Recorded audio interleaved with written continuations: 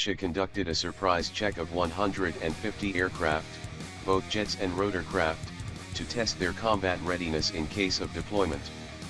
As part of a surprise check of the troops of the Southern Military District, carried out in accordance with the decision of the Supreme Commander of the Armed Forces of the Russian Federation, about 150 aircraft including jets, helicopters, operational tactical planes, assault jets, and bombers of the Southern Military District were tested for readiness for relocation to operational airfields, Southeast Military District said in a statement Friday.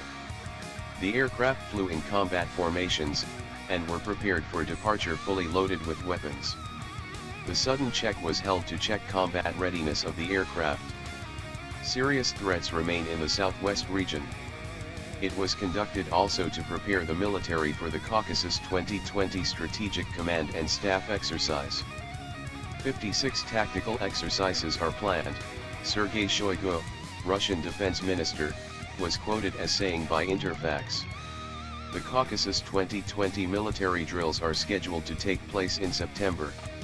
In all, 35 training grounds and 17 marine training fields in Black Sea and Caspian Sea will be covered under these sudden checks to be conducted until July 21, Interfax said.